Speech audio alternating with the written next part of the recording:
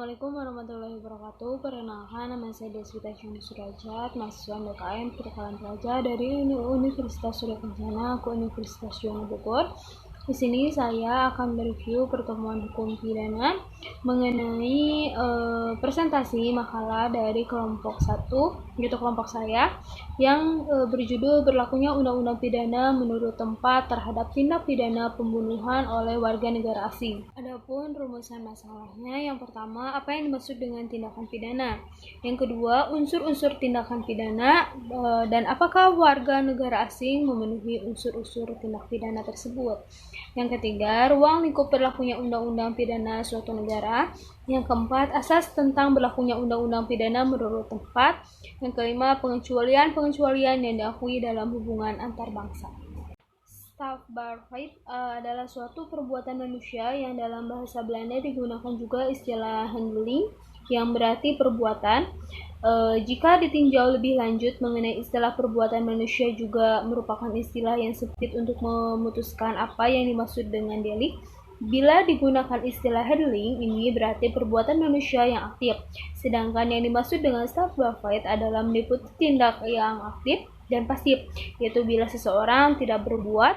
Oleh beberapa sarjana dipakai istilah getting yang dapat diterjemahkan dengan tindakan yang meliputi aktif dan pasif. Sebagai contoh, orang yang tidak berbuat tetapi ia melakukan suatu tindak pidana. Unsur-unsur tindak pidana, yang pertama ada unsur objektif, yaitu di luar delik berlaku.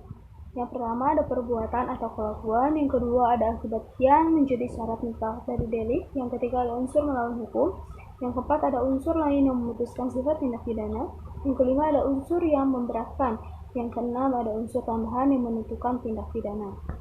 Ruang lingkup berlakunya undang-undang pidana di suatu negara diatur dalam pasal 2, pasal 3, pasal 4, pasal 5, pasal 8, dan pasal 9 KUHP.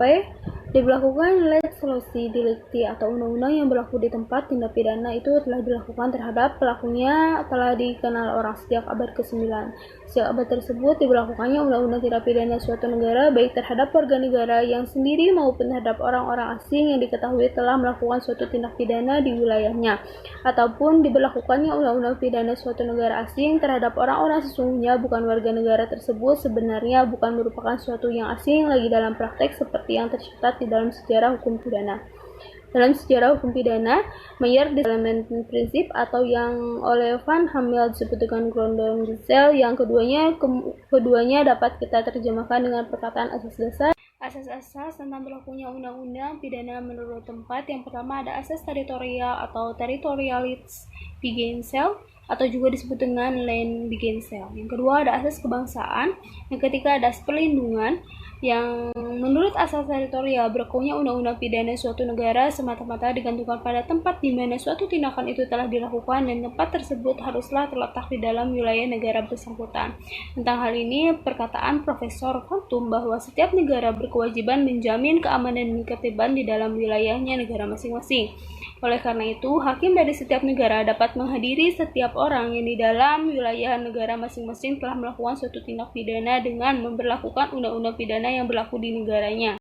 Yang kelima ada pengecualian yang diakui dalam hubungan antar bangsa. Setiap undang-undang pidana negara manapun di dunia wajib menghormati asas-asas hukum antar bangsa yang telah diakui secara umum. Akan tetapi pencantumannya dalam kitab undang-undang hukum pidana itu tidak dapat dimengerti oleh karena pada waktu kitab undang-undang pidana tersebut dibentuk terdapat suatu pendapat yang bersifat umum bahwa kebiasaan itu tidak dapat berlaku sebagai hukum apabila undang-undang sendiri tidak menentukan sebaliknya. Padahal apa yang dimaksud dengan hukum antar bangsa itu sesungguhnya tidak lain daripada kebiasaan dalam hubungan antar bangsa yang lazim dan secara terus-menerus dilakukan orang sehingga akhirnya dianggap sebagai hukum yang berlaku. Mungkin cukup sekian yang bisa saya sampaikan. Mohon maaf dari kesalahan. Wassalamualaikum warahmatullahi wabarakatuh.